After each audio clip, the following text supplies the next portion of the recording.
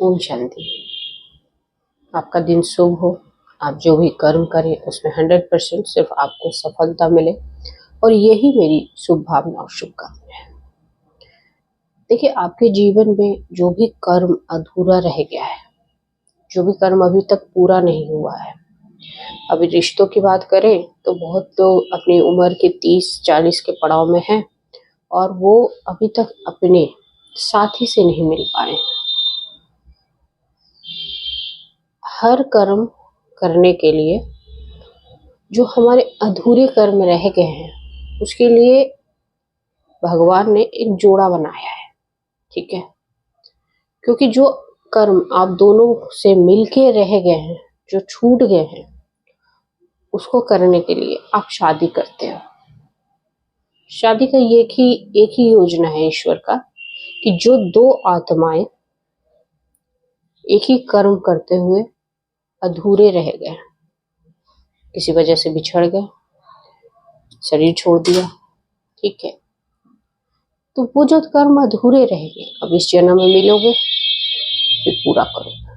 अब बात यह है कि हम मिलेंगे कैसे। सारी प्रॉब्लम मिलने को लेकर ही है। और ये वीडियो हो सकता है आप तभी देख पाओगे जब आपके जो मिलने से रिलेटेड एक प्रारब्ध कर्म है वो खत्म होगा या खत्म होने का समय आ गया होगा। अब बहुत लोग ये पूछते हैं कि ये प्रारब्ध कर्म है क्या होता है ये प्रारब्ध कर्म जो अधूरा रह गया है। देखिए, आप ये समझ लीजिए, जो भी आप कर्म करते हो, कुछ अच्छा कर्म करते हो, कुछ बुरा कर्म करते हो, और ये दोनों ही कर्म एक गोदाम में जाके जमा होता है और वो संचित के रूप में होता है, मतलब इकट्ठा कर्म। अब जब आपके शरीर की रचना होती है, जब आपका रिव्यू होता है आत्मा का, तब उस अच्छे और बुरे कर्म से आपकी शरीर की रचना होती है और उसके बाद डिसाइड हो जाता है शरीर की रचना के बाद कि आपको कौन सा घर मिलेगा, कौन सा आपका जो जीवन की यात्रा में जो आप साथ निभाओगे जीवन साथी कौन मिलेगा, ठीक है। उसके बाद आपके रिश्ते कौन कौन होंगे, माता पिता, ये सब, और उसके बाद आप मृत्यु को कैसे प्राप्त करोगे। और उसके बाद ये जीवन की जो भी यात्राएं होगी, जो आप कैरियर करोगे, वो भी आपका प्रारब्ध कर्म ही डिसाइड कर देता है।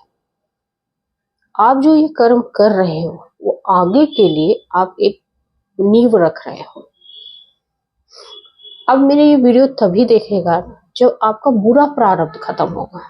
अच्छा प्रारब्ध पे कोई चिंता नहीं होती है, बुरा प्रारब्ध आपके कर्म को डिले कर देता है। लेकिन जब वो बुरा प्रारब्ध खत्म होता है तब आप अपने साथी से मिलते हो, आपकी शादी हो जाती है प्रारब्ध कर। अब जितने साल बाद हो, किसी की 30, किसी की 32, 40 में भी नहीं हुई है, लेकिन हाँ, याद रखना, कोई भी आत्मा इस पृथ्वी पे जोड़े के साथ आया है। हो सकता है बाद में डिसाइड करे कि उसको करनी है या मिले फिर बिछड़े, या जीवन का उद्देश्य जो रहे वो बाद में डिसाइड हो, तो जोड़े के साथ आता है, ठीक है। जब वो आता है तो अब मिलने में देरी हो जाती है। वो देरी आपके कर्म करवाता है, प्रारब्ध, कि आप जीवन के इस काल में आप 30 में 32 में मिलोगे और मिलने से पहले ये घटनाएं होगी आपके जीवन में, ठीक है। ये आप में बदलाव होगा, तो ये आपका कौन करवाता है? आपका प्रारब्ध। लेकिन अगर बुरा प्रारब्ध, मान लो कि मेरा शादी लिखा हुआ है 32 में और मैं 26 साल की हूँ, माता पिता अभी से देखना शुरू करें। अब जो जीवन के जो 6 साल है उस बीच में मुझे फैमिली का दुख सहना पड़ेगा, क्योंकि मेरे कजन्स, मेरे रिलेटिव सबकी शादी हो गई है। और हो सकता है जिसके साथ मेरा कार्मिक रिलेशन हो, जो कर्मों का लेना देना, कुछ चुकाना हो, कुछ लेना हो, ठीक है, वो मुझे चुकाना भी है, तो वो मुझे कोई देखने आएगा तो हो सकता है मैं उसको रिजेक्ट करूं, मैं उसको हर्ट करूं, या वो मुझे किसी भी तरीके से हर्ट करे, तो मुझे दुख मिला। ये सब दुख का प्रारब्ध है। ठीक है। और जैसे ही दुख खत्म हो जाएंगे तो मेरे जीवन में एक नया अध्याय बनेगा। अब उन दुखों को सह के मैं काफी बदल चुके हूँ, मेरे अंदर बदलाव है। तो जो ईश्वर आपको ये पूरे प्रारब्ध को भोगने के लिए कहता है, तो एक्चुअल में आपकी आत्मा को शुद्ध करने की एक विधि है। जो लोग इसको समझते हैं वो लोग इस दुख के पीरियड को बड़ी शांति से जीते हैं, स्वीकार करते हैं और अपने अंदर एक बदलाव लाते जाते हैं। कोई हमें धोखा दिया, हम रिलेशनशिप में हैं, चीट किया, तो उससे मैंने कुछ सीखा, फिर मैंने अपनी आत्मा को प्योर किया, बदलाव लाया। ऐसा ही बदलाव दूसरे पक्ष के साथ भी हो रहा होता है, अपोजिट। जैसे अगर मैं लड़की हूँ तो जो मेरा वर होगा, जो मेरा साथी होगा, उसके साथ भी यही बदलाव हो रहा होगा, वो भी कुछ सीख रहा होगा।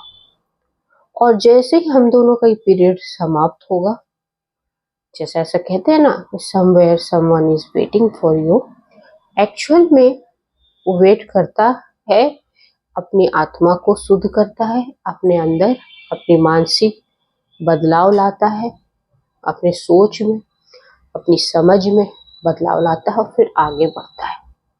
और इसी सोच के दौरान जब वो इस दौरान गुजरता है तो ईश्वर किसी न किसी माध्यम से ये बताता है कि अब आपका अच्छा समय आने वाला है। और हो सकता है आपको मेरे वीडियो से पता चल रहा हो कि अब आपका अच्छा समय आने वाला है, आपका बुरा प्रारब्ध खत्म होने वाला है।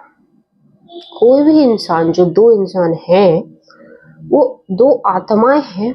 और हम सबको पता है कि ये शरीर तो हम बदलते रहते हैं, पर आत्मा वही है।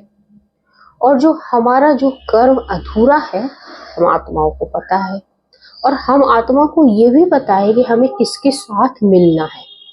तो जैसे ही वो इंसान इस आत्मा के सामने आता है, दूसरी आत्मा, तो इसके एक लगाव महसूस होता है, एक आकर्षण महसूस होता है, एक अपनापन महसूस होता है।